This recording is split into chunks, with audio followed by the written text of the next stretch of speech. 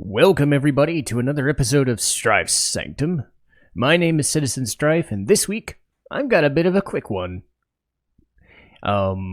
This is also going to be an interesting look at a franchise that I did cover last year, but I covered Metal Gear Solid. However, community voted for Metal Gear. Having never played the original Metal Gear, I was very curious. What was it like? Because I started with Metal Gear Solid. That was my introduction to the franchise. I realized that this existed, but I wasn't, sold on it. Most of what I'd heard was the memes, the I feel asleep, or contact lost R. Gray Fox, that sort of thing. And that is there in the NES version. But, as a primer, this is a game from 1987 for the MSX2. This is not the Famicom or the NES, though it was ported to those later. The NES version looks like shit. It just does. It had been a while since I'd watched more footage again, but I refamiliarized myself because it's been a couple of weeks. Since I was focusing on other things, I watched the MSX version back, and oh god, it is so much better. I can see why people liked it, and then I can see why it's not even the NES version is just complete garbage. It's just low rent. That's the best way I would put it. Low rent. But Kojima was involved with Metal Gear. But it's kind of funny because you wouldn't know it.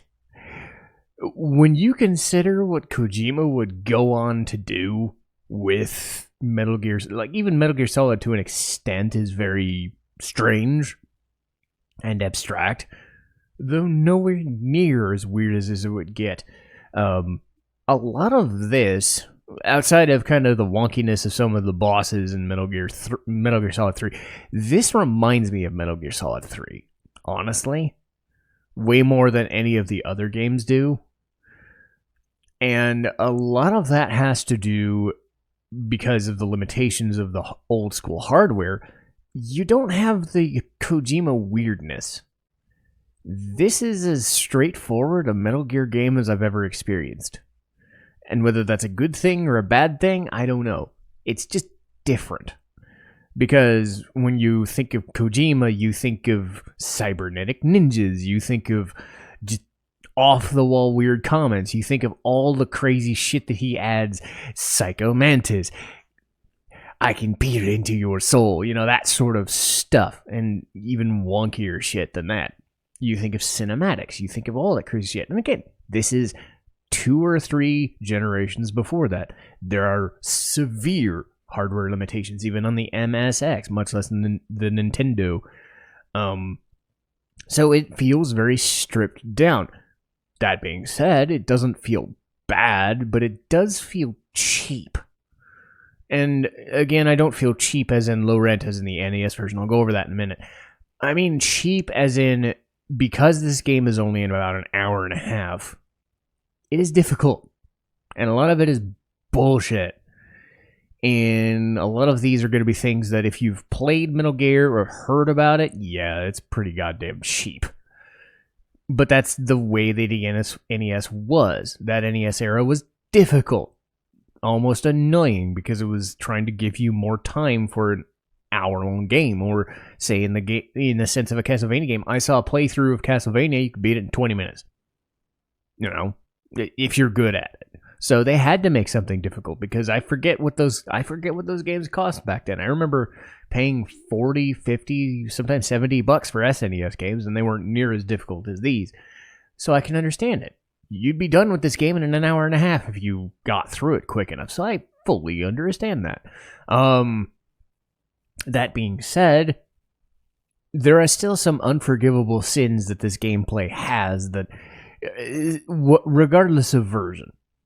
But as a precursor, this is following Solid Snake long before he became David Hayter. Vice versa. David Hayter became Solid Snake, whichever one you choose. But Solid Snake is a new recruit he has been tasked by Foxhound to go into South Africa to enter what is known as Outer Heaven. It has been taken over by a legendary mercenary of unknown name and origin, and a lot of other crazy dudes. And his job, Snake's job, is to rescue Gray Fox, who was basically the Solid Snake of this mission before Solid Snake became the legend. Gray Fox was kidnapped, and they're supposed to find a guy named Dr. Petrovich, who has knowledge of how to destroy Metal Gear. And Snake has to maneuver his way around several different buildings, fight several different guards and several different things with security cameras, lasers, gas rooms, those goddamn pit traps. Fuck those goddamn pit traps. Bosses, some weird mechanics on some rooftops, electrified, I'll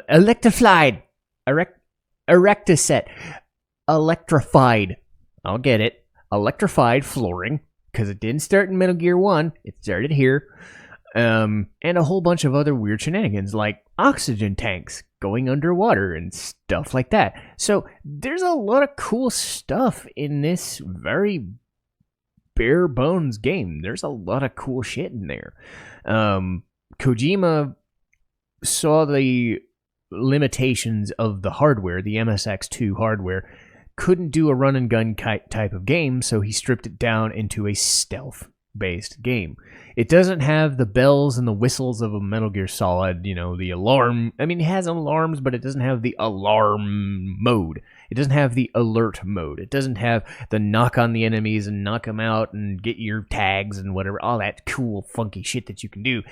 But it still has a good array of weaponry. It still has a good array of special techniques and ways to maneuver around. It's kind of like a puzzle game in a way. Don't distract the guards. Don't get caught by stuff. It has the cardboard box.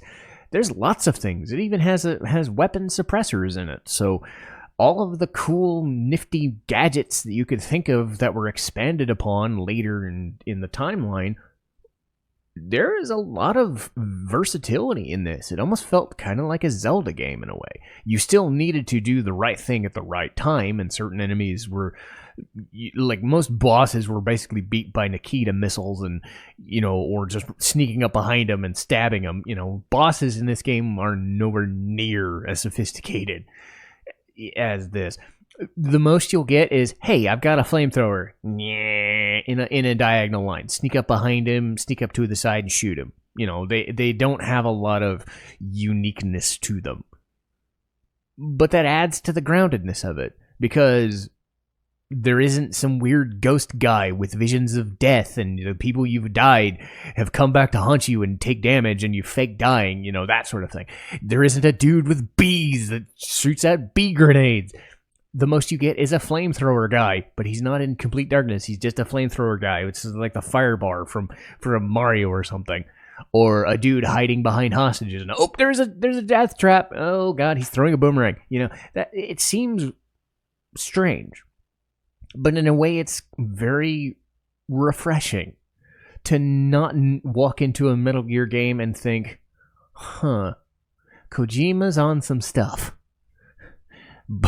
But again, what does Solid Snake have in his arsenal? Handguns, shotgun, submachine guns, Nikita missiles, grenade launchers, explosives, grenades, mines, all sorts of fun junk.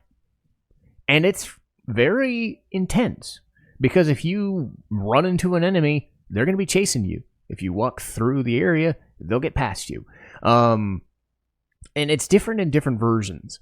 So getting caught by an enemy, most often than not, they will shoot you, but they'll just kind of run after you and, punch you to death or whatever. It's contact damage sort of thing. So think of it like a Pac-Man sort of thing. Don't get hit by the guy. But if you sneak past them, or if you shoot them with a gun, but you have a suppressor on, you won't alert other guards.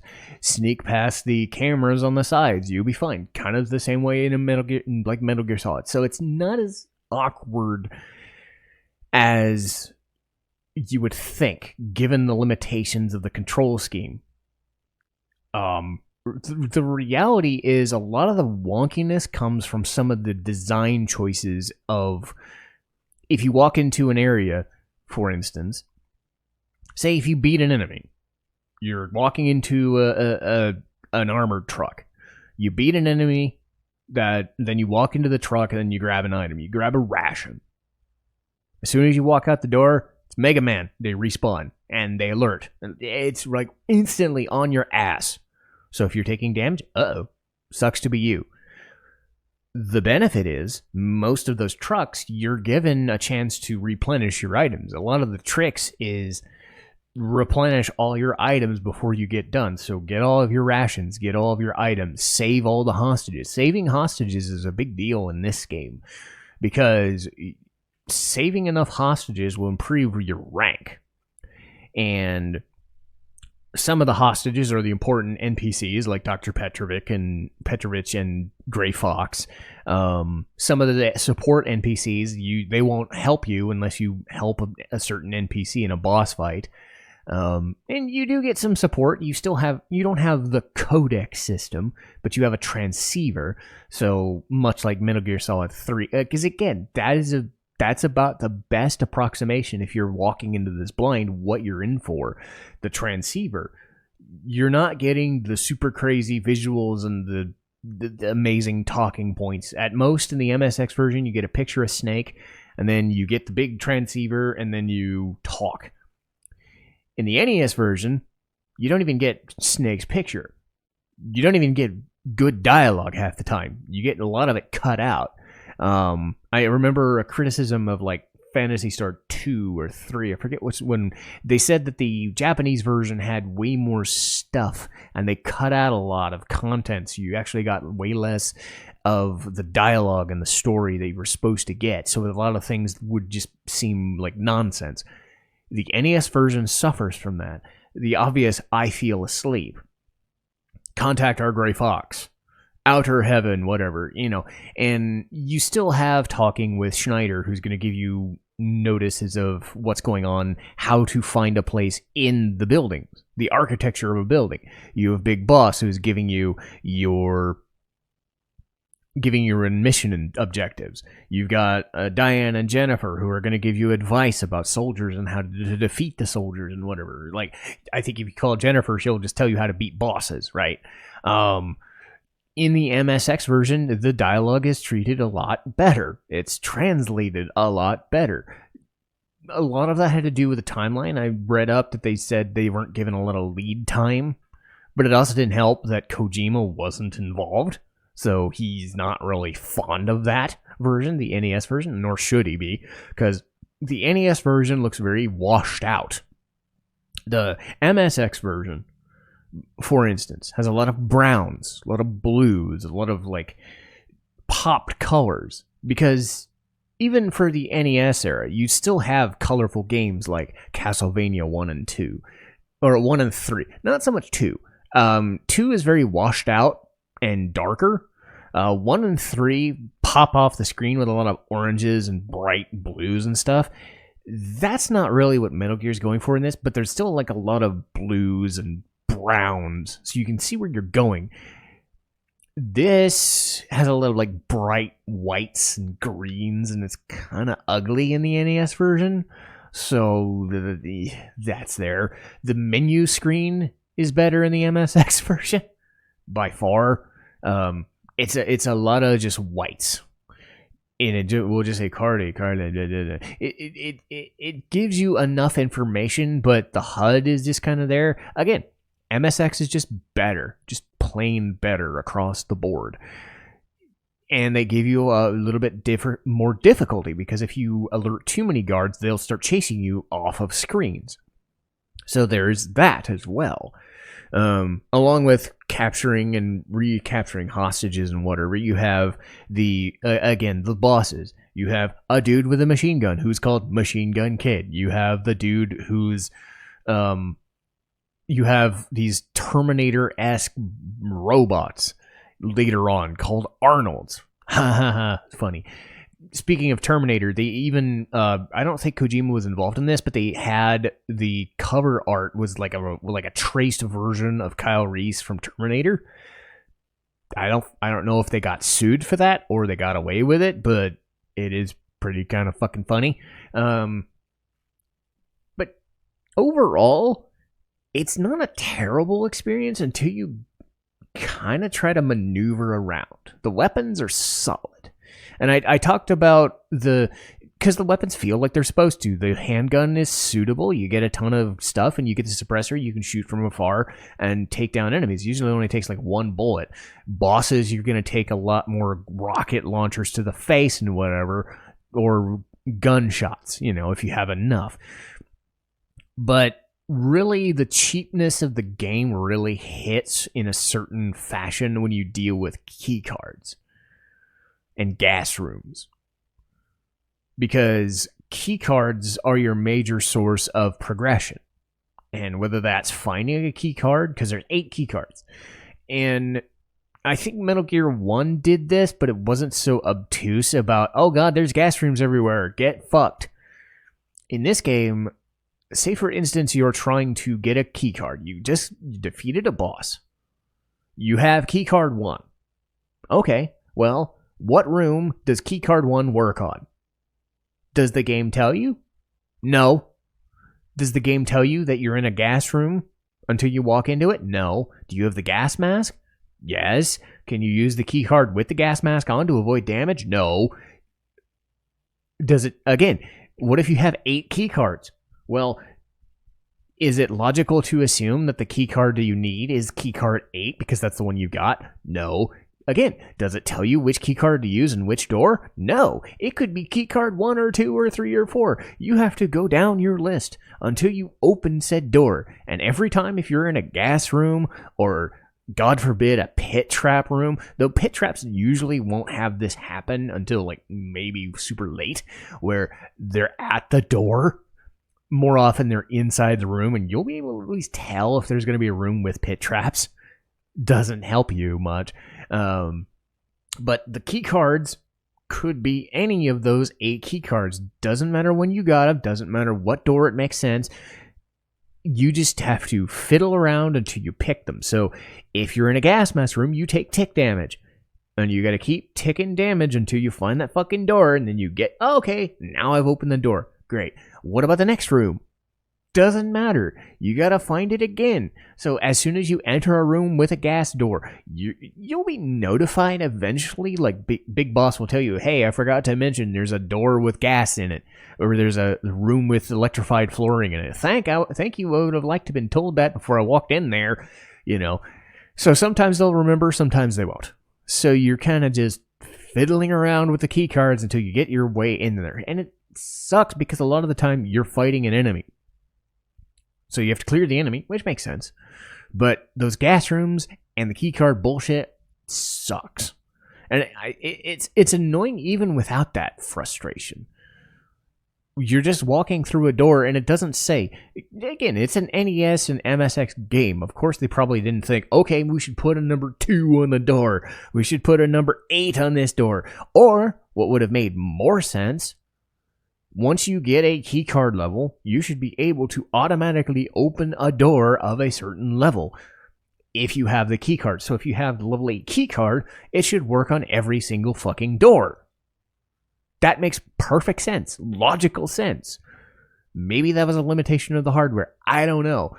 But I think even to a degree, Metal Gear Solid pulled this shit. I don't think it was until other versions of Metal Gear Solid where you could open the door automatically if you still had to equip the keycard. Other games, I think if you had the keycard or you had the thing opened, because they stopped doing the keycard bullshit eventually, where they would just automatically open the door if you had it in your inventory. You didn't have to equip it. This game, you had to equip every single keycard to finagle through the menu to figure out which door would get you where. And sometimes you would just get a thing. Like an item, a ration. It wouldn't even be progress. It would be, here's a ration. Here's the thing you'd never know until you walk through the door. There were some other things like using a power glove or a punch glove to knock open certain walls and get through a thing. And those fucking pit traps. Okay, I hate pit traps. I'm not a fan of platforming in general because I hate death pits. Imagine death pits as you're walking around. I get it. It's a nice little trap. But in a game as frustratingly difficult as this game can be, death pits are your worst enemy. Because the way it works in this game, and to be fair, it looks kind of nice in the MSX, but in NES, it just looks like a big flat plane opening up the portal to hell. At least in the MSX version, it looks like a giant fucking pit down the floor. But if you touch it, you die. It makes perfect sense that you would, but you're not going to know that until you see it. There's no thermal goggles. There's no small, even if you don't have thermal goggles in some spots in say Metal Gear Solid or even Metal Gear Solid 3, you'd be able to see a slit on the floor or something like that. The limitations of this game mean that as soon as you proc a certain area on the floor, this gaping maw of doom is going to kind of slowly encroach. There is some sort of pause mechanic where it pauses the screen. The death pit is still there, but as long as you don't walk into an area that has been opened, say if you've only opened 1/3 or 1/2 of the section and don't accidentally walk into the spot that's open, you can kind of walk past. But you're still usually only given 1 or 2 chances, 1 or 2 seconds. It feels a lot like the I want to say, what was it, Flashman or Quickman and Mega Man 2, where they had these lasers, these death beam lasers in a pit. You fall down and whoop, whoop, across the screen. And you have a second to pick. That's basically you. You have half a second to pick where the fuck to go. It could be right into another death pit right next to you, or it could be salvation. You don't have a lot to go on. And if you are stuck, you're done. And if you don't have the passcodes, which passcodes are just annoyingly long anyway, well, sucks to be you, and go about your day. Death pits, I mean, I could deal with the gas mask stuff and the gas rooms and the electrified floors. Death pits, fuck. It's just, ugh. But again, not every game has to be perfect. I'm just throwing that stuff out there because that's what Metal Gear 1 was. A lot of cool ideas at play. The idea of a stealth game on that early a system.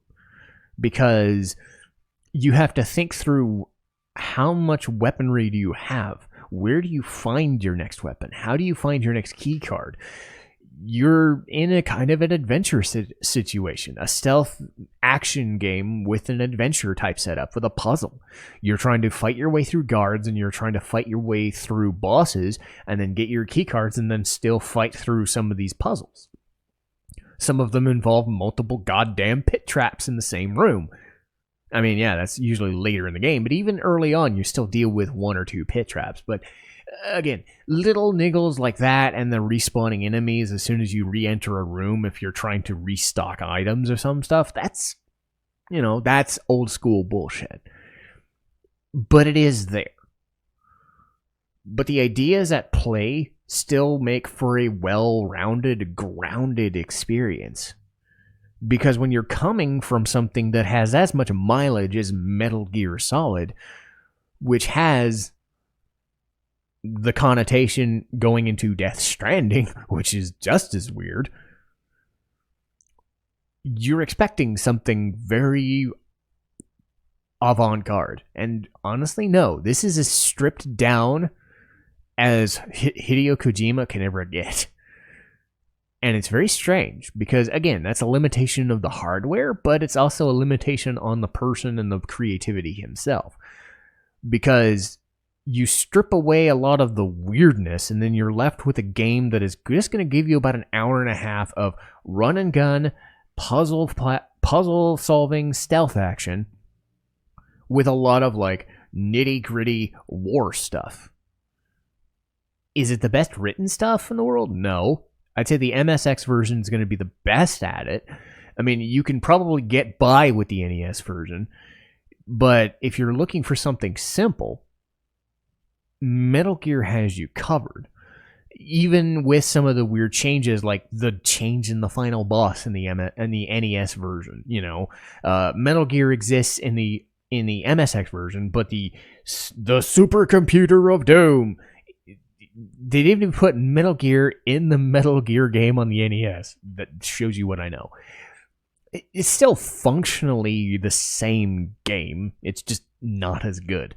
So either way, you're still going to get a good, well-rounded experience out of it.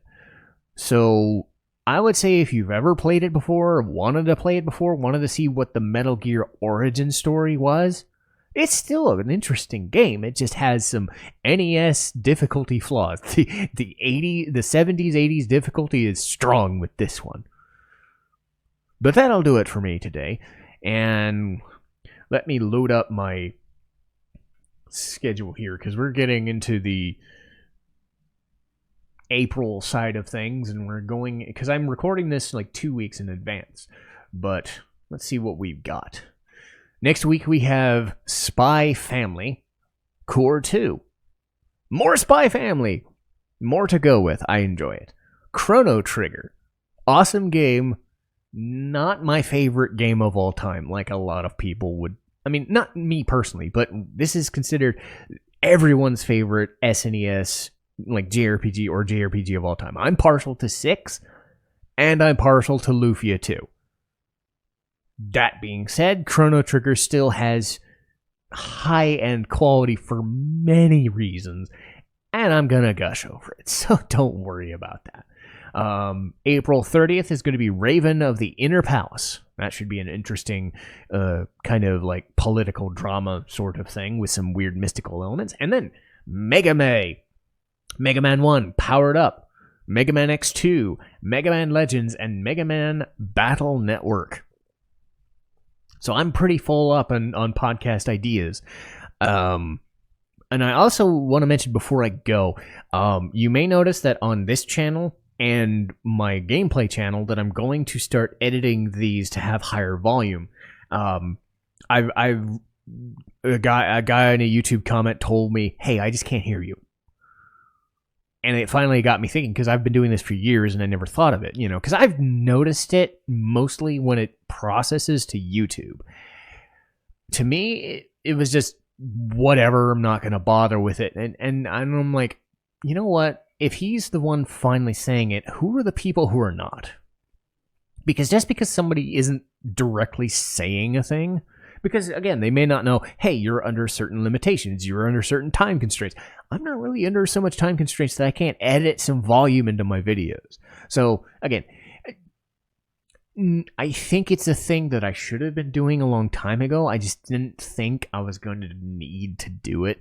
And I was like, you know what? Now that I've seen the proof for myself that all of the videos since have been way better mostly on home theaters, not so much on computer screens or headphones or mobile, but still noticeable, it is a night and day difference. So it's a minor thing that takes me, an extra 10 or 20 minutes that I'm doing other things.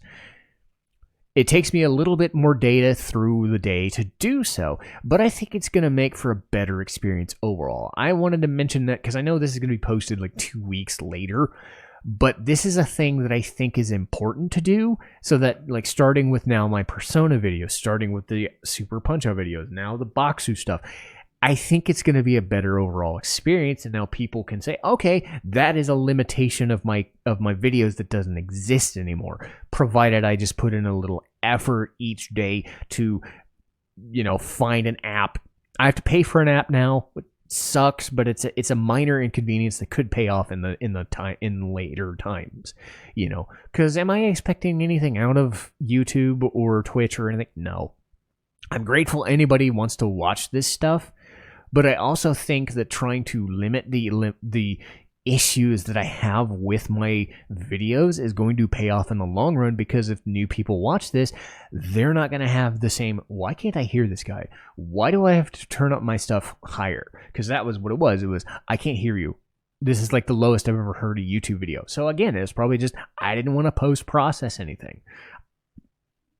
It's a minor inconvenience that I think will pan out in the future. So I wanted to get that over with because I've talked about it in other videos, but you know, this is now the standard, I think. And hopefully, you know, judging from the 5 or 6 videos I've seen so far at time of recording, yeah, this is a night and day difference. But I wanted to mention that off the top because I think this will be a better overall experience. But if you did like this video, like, share, subscribe, because I'm busy doing this a long time. I love doing this stuff in what little ways I can. It's not perfect, but I think I try my best to provide an enjoyable experience. But hopefully that's what people enjoy about these things. But if you're a subscriber and have been for a long time, thank you. If you just started and just watched this video for the first time, thank you. Anybody watching my stuff is somebody that I'm grateful for. Even the people giving me criticism, because sometimes I'm not the best at accepting or even changing in lieu of criticism. But it is nice that I'm willing to look at it and say, okay, I needed to make that change because somebody was willing enough to say it. So there we go. Now going forward, what happens? So now I have the willingness to change, the willingness to think through things a little bit more. But hey, who knows? Again, I'm just me uploading these. It could be somebody different. Everybody's going to have a different experience to what they're watching. But I wanted to see what you guys thought about the new change, and hopefully you guys do enjoy it too. Obviously, if I see an uptick in subscribers and whatnot, that obviously tells me something. But hey, I won't know until I know. But I'm just going to keep going with my life and keep trying to provide the best content I can, and hopefully you guys keep enjoying it. But that'll do it for me. Citizen Strife, signing off.